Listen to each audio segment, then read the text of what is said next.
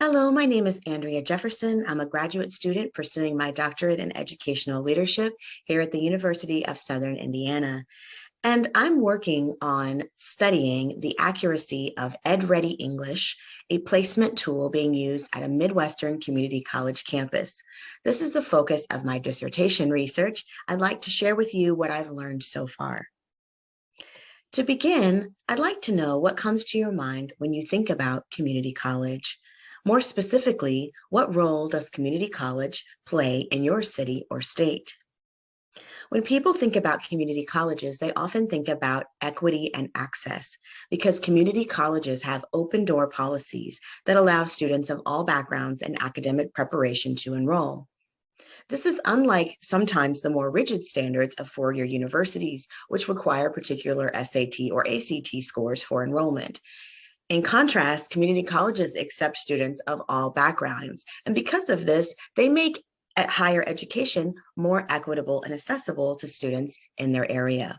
They also tend to be more low cost, meaning that they make higher education more available to a greater variety of students. And this is why enrollment in community colleges has been growing for many years. The focus of my research is how a placement test is being used at a particular community college.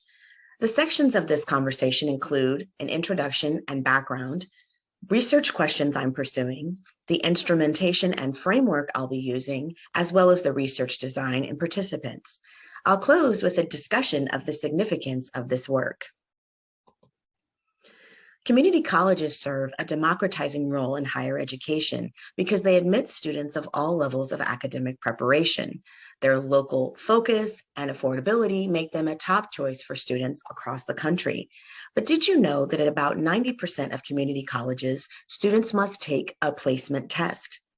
That's right. Most community colleges employ placement testing to measure students' readiness in math, reading, and writing. And this is to ensure that students will be successful in their first college level English or math course. And in this way, placement tests function as a way of measuring students' college readiness. This is because at most colleges, the classes that students take will transfer to a four-year university. Therefore, courses at community colleges have to have appropriate rigor and high academic rigor and meet the course objectives of their four-year partners. Therefore, students have to be prepared to encounter and perform well in these courses. And that's why placement tests exist. So what happens usually at a community college is a student will take a placement test, and based on the results of that test, the student will either be able to enroll in the college level credit-bearing course, math or English, or the student will be assigned to developmental education, also known as remedial education.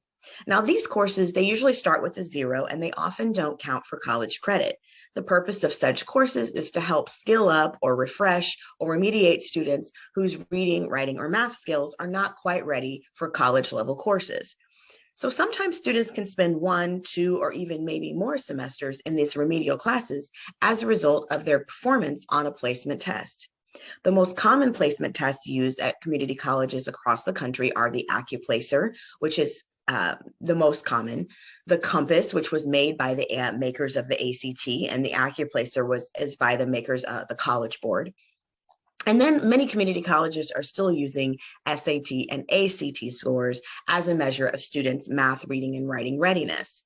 Into this picture comes a new placement measure called EdReady, and that's the focus of my research. A little background about placement tests. Over the years, studies that you see here have brought up really important questions about the equity of placement tests.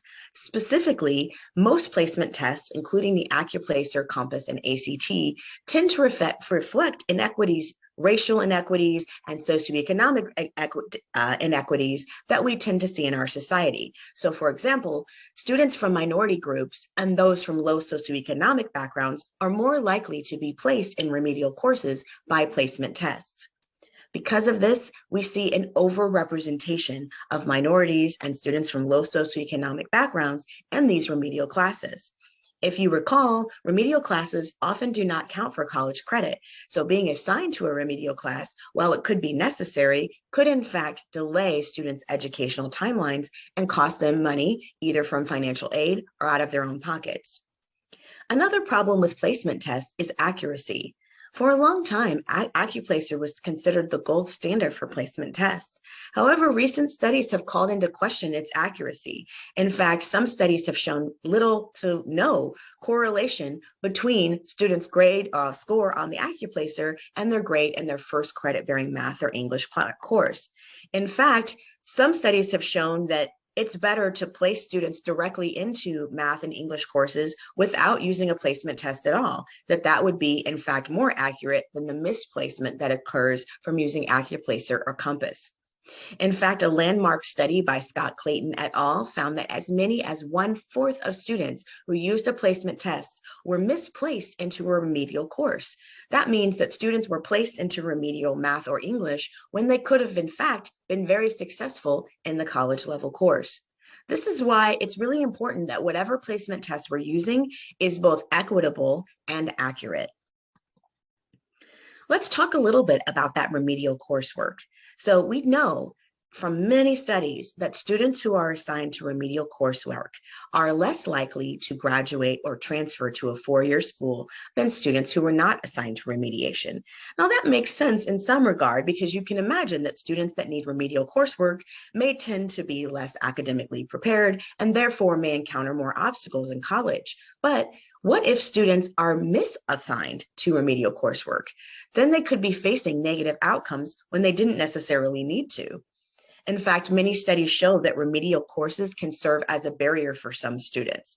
In fact, some of these studies show that students who place right underneath the cutoff score with their placement tests are less likely to enroll in any course at all than those who took the score and just took the test and just barely passed. Meaning that the placement test actually serves as a pretty high stakes measure because the results of that test determine whether students can go right into their courses and start pursuing their degrees, or spend 1, 2, 3, or more semesters in remedial education. And studies show that the longer that students are in remedial education, the less likely they are to pass to complete their degrees or transfer. So let's talk a little bit about the role that these placement tests serve at community colleges. Well, community colleges have for a long time served as a democratizing force in higher education, given their open access policies. Students from all backgrounds, all walks of life, all academic levels of preparation are welcome at community colleges, and that's why they're a number one choice for many students. However, because of transfer agreements with four-year colleges, accreditation, and so forth, community colleges have to maintain high levels of course rigor while ensuring that students complete. And this requires a delicate balance between making sure that students who want to come to community colleges can, and that they're accurately and appropriately placed in classes. It wouldn't make sense if a student didn't have appropriate reading and writing skills to put them in a college English class only for them to fail. So that's why community colleges continue to employ placement tests to ensure that students who are being placed into college level courses are going to be successful there. On the other hand, placement tests have to be both accurate and equitable to ensure that students are not misplaced into these credit-bearing courses or into remediation. There are lots of placement methods that community colleges are using in light of the equity and accuracy concerns I just mentioned. The most popular one is something called multiple measures placement.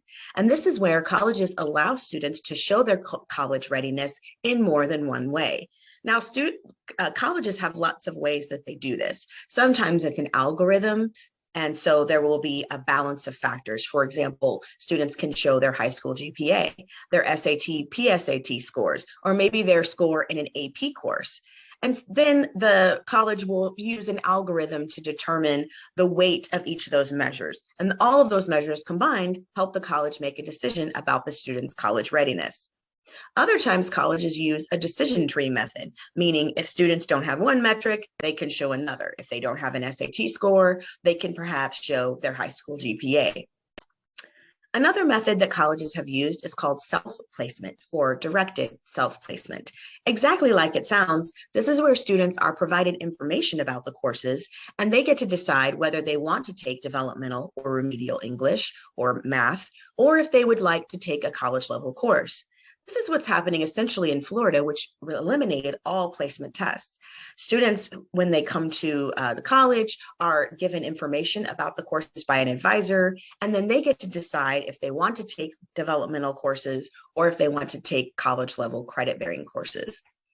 The last option is called personalized diagnostic testing. Exactly like it sounds like, this usually involves an online platform where students will take an initial diagnostic test. Based on the results of that test, students are then assigned modules to help remediate them. Now, if a student does well on the diagnostic test, the student is allowed to go directly into the college credit-bearing course. If the student performs poorly in certain areas, then the student is assigned certain computerized modules to complete at their own pace. By completing those modules, the student is allowed to bypass remedial education, the cost and the time, while skilling up and refreshing their skills so they're ready for that credit-bearing course. Now I'd like to talk about the focus of my study, which is EdReady. This is developed by the company or the organization, NROC. And what they've done is they've developed two placement tools. One is called EdReady Math. One is called EdReady English. And basically, these are tools that are used to both place and remediate students. So it combines both factors. They're online platforms. They use an open access repository of information, content, and questions. And what happens is students are able to take the diagnostic test on the online platform and receive a targeted score, a target score. And this score represents the percentage of the content that the student has mastered. Now, if that score is appropriate for the math or English course that the student wants to take, the student can simply enroll. However, if that score is below the target score, if below the cut score that the college has set, the student can then work on a personalized study path that's been assigned to them by EdReady. This personalized study path contains questions, lessons, videos to help refresh the student in the areas identified by the diagnostic test. Now, why is this better? Well, for starters, the ACT, SAT, Compass, and AccuPlacer are proctored exam, meaning that the student has to get off work, find childcare, sit for the test, which sometimes can take up to 3 hours, and then receive a score. The results of that score for the AccuPlacer, Compass, which is no longer in use, but in previous years, SAT or ACT are then used to determine the student's placement. But if the student tests below the cutoff score, the student then has to go back and retake the entire test, schedule it again, pay the money again, for it again, find childcare again. You get the picture. With EdReady, that's not necessary. If a student takes the test and gets a low score, the student is able to continue working through the path, retesting in specific areas, watching videos, answering questions, and by working in the path can raise their score. Now, this is revolutionary because the test is unproctored.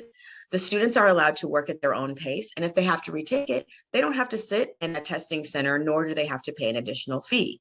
So this has the potential to be a more equitable measure, and it also has the possibility of being a more accurate measure. We'll talk about why that is in a little while. The study that I'm conducting is based on a large Midwestern community college system that adopted the EdReady English test as a placement test in March 2020.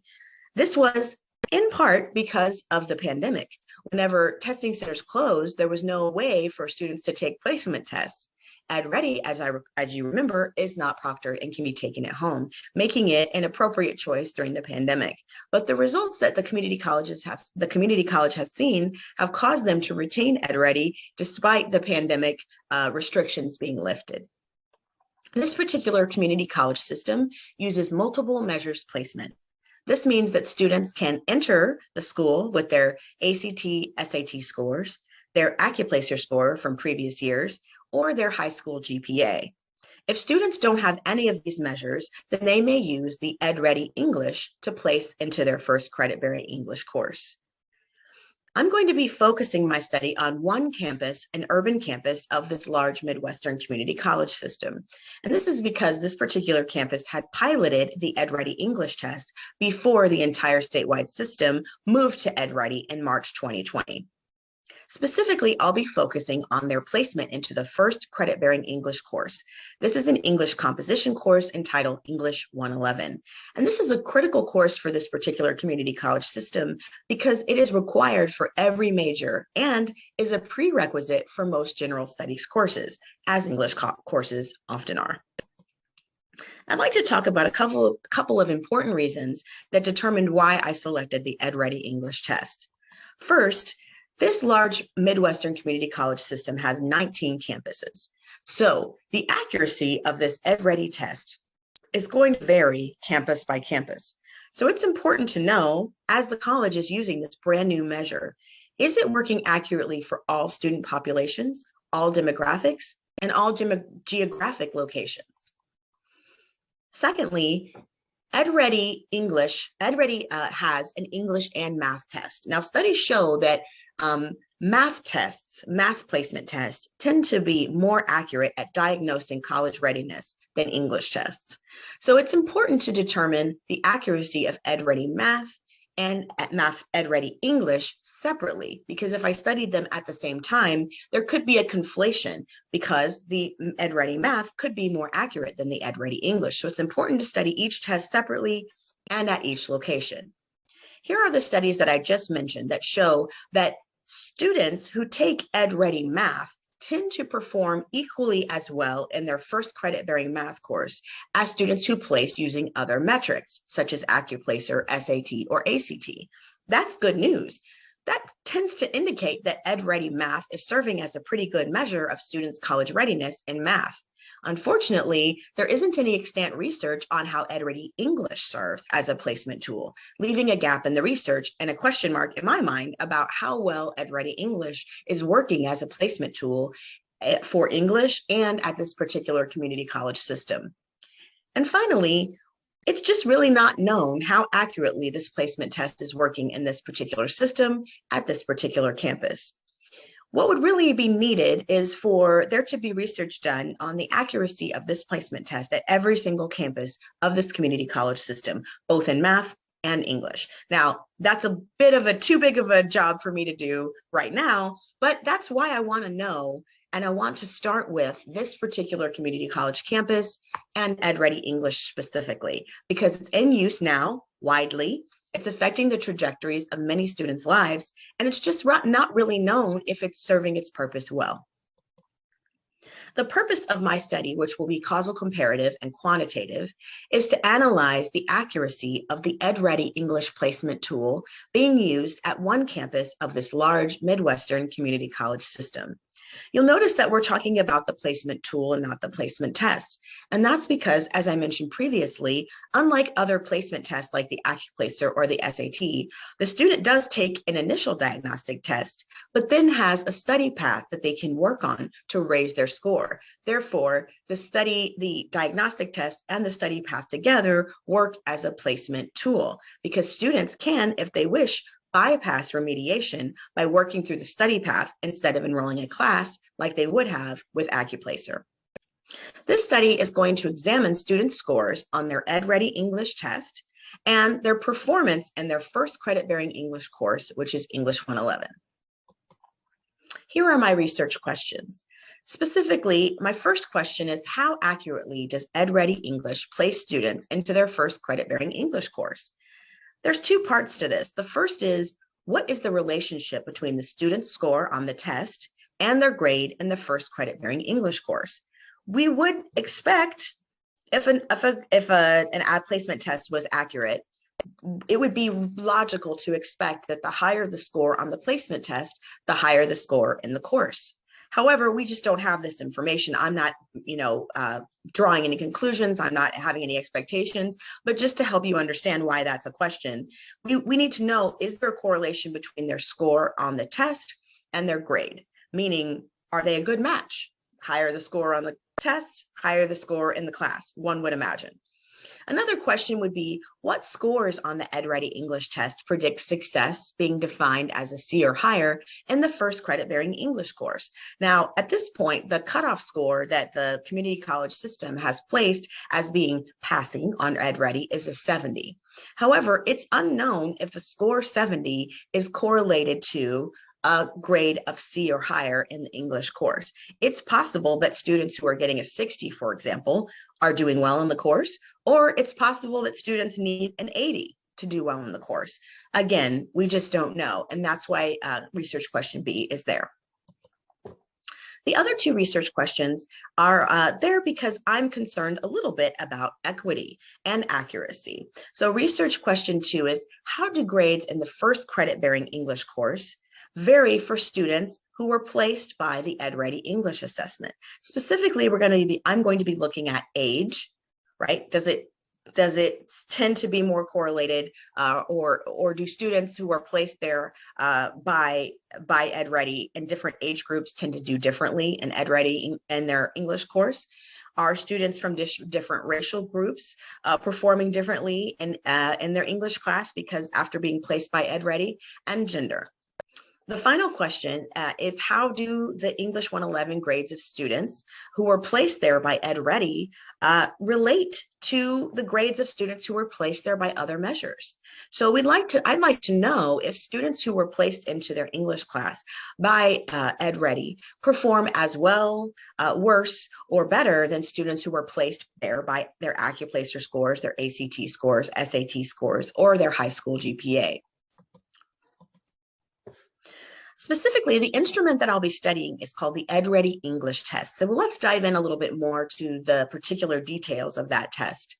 Specifically, it starts with an online diagnostic test, which takes about an hour. This is usually multiple choice questions. Students have reading passages that they can use to answer the questions. Students have the ability to stop and save their work and resume at any time, and they can access this test through the college's online student platform, meaning they can access it from anywhere at any time. Typically, the students will take about an hour to take the test, but it is possible to skip questions, so it could be faster. Of course, if the student does skip questions, the platform will automatically assign modules in those areas that were skipped, assuming that the student didn't know that information. The student will then receive a target score from 1 to 100. So a student could receive a 100%, meaning they had mastered 100% of the content, or a 1, meaning they had completed only 1% of the content. There are 10 modules, and they each include reading, writing, and grammar practice. So the student's score represents the percentage of content that the student has shown mastery of in these 10 modules. And these lessons for each module are self-paced. They contain a reading, writing, and grammar element.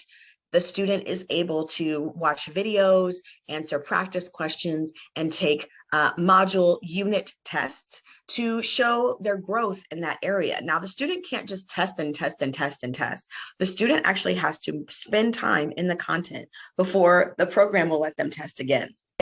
However, as the student retests, if the student shows mastery, the target score will rise. Therefore, if the student got a 60 and needed a 70, the student could work through the platform at their own pace until they raise that score to the required cut score to enroll directly in English 111. The reason that I'm studying placement tests, despite concerns about accuracy and equity, is that placement tests are more efficient and consistent for large systems to use. While multiple measures placement algorithms tend to be more accurate, they can be very time-consuming and resource-intensive for larger systems. And there's always going to be students who do not have high school transcripts or other test data. Specifically in community colleges, there are students who move from other states, there are students who have been out of school for a very long time, and there are students who simply did not take the SAT or ACT. So those students will still need some kind of way of measuring their college readiness. Another reason that I'm looking at placement tests is that there are well-established measures of accuracy and equity. Specifically, most of the time when researchers study placement tests, they look at the correlation between the student's score and their high school GPA and their college GPA, or their grade in the first credit-bearing English or math score. So it's very commonly established, the method for looking at accuracy of these tests. And finally, as I mentioned previously, placement tests are still in use across the country. So information about their accuracy, equity, use, and implications are still very relevant to the field. Excuse me. So the research design that I'm using is a quantitative causal comparative study. I'll be focusing on the use of EdReady English at a specific campus of a large community college system. I'll be analyzing students' score on the EdReady English and their grades in that first credit-bearing English class, which is called English 111. Specifically, I'll be looking at success rates, which would be a C or higher, and the withdrawal rates. Because withdrawal rates often indicate, although they can indicate many things, but withdrawal rates often are indicators that the student was ill-prepared or not satisfied in the course. So that's why we want to look at withdrawal rates. Also, I'll be looking at students' performance by age, race, and gender, and I'll be looking at students' performance in English 111 by their placement method, specifically whether they placed in there by the AccuPlacer, ACT, and so forth. I'll be requesting this data. This request has already been put in from the data strategist at the large Midwestern community college system, where I'll receive the information via a spreadsheet emailed to me. I have already gone through my IRB, so that's been approved. This is secondary data, so there's very limited exposure or limited risks to participants. Students' names and ID numbers will be replaced with participant numbers, and I'll be saving that data on a password-protected computer account. So there's very little risk of any risk of harm to participants. So the participants will be students who were enrolled in English 111 at the specific campus selected for the study from November 2020 to March 2022. Now, November 2020 is the date, is the month that the college began collecting outcome data on these students.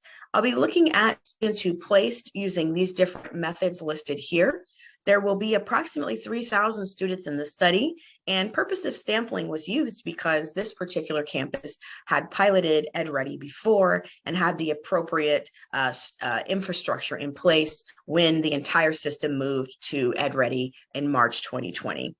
This will not include dual credit students because those students usually take the English 111 class in their respective high schools, and it will not include students who took a remedial course instead of using EdReady because those students experienced a treatment, right? They took a remedial course, which will then interfere with the outcome. And finally, this study will not include students who took EdReady but did not take English 111, given that we do not know their outcomes at this time. The reason I wanted to conduct this study is because the campus and the entire system is using EdReady English, but the accuracy of that tool remains unknown. Preliminary research by the study is promising. It shows that students who were placed by EdReady are actually doing as well or better than students who were placed by other metrics. Unfortunately, it is not known what those outcomes are campus by campus, and that's why my work remains relevant. Also, placement tests like EdReady English are essentially a gateway to college enrollment. If students are not able to get into college English, they often are not able to complete their degrees because it is required for every degree. And that's why it's critical to make sure that that metric is serving its purpose, because if it's misplacing students, then students could be unnecessarily deterred from entering that college English course, thereby completing their degrees. As I mentioned, English is a required course for all majors. So it's important to make sure that the entry point, the gateway, the test is an appropriate measure of students' readiness. And finally, misplacement into remediation, thus delaying students' timelines, could have an adverse impact on students, especially those from underrepresented groups, because the longer students are in remediation, they tend to have poor outcomes. They tend to not graduate, they tend to not transfer. So we really want to make sure that we're not misplacing students into remediation if they don't need it. And that's why it's critical to study these placement metrics. Here is my research timeline. I've already gotten started. I've submitted my proposal and I've defended it. I've submitted my IRB application, and I'm now ready to collect data and waiting on that data from the large community college system. I'm set to analyze the data that I receive and begin my dissertation to have it completed at the end of the year. So I am really looking forward to finding out what what the accuracy of EdReady is and how it affects various student subgroups. And if you have any questions about my research, if you know about EdReady, or if you just have some ideas or thoughts about the research or questions, please contact me with the email that you see here. Thank you so much for your time and for watching my presentation. I wish you a happy day and good health. Thank you.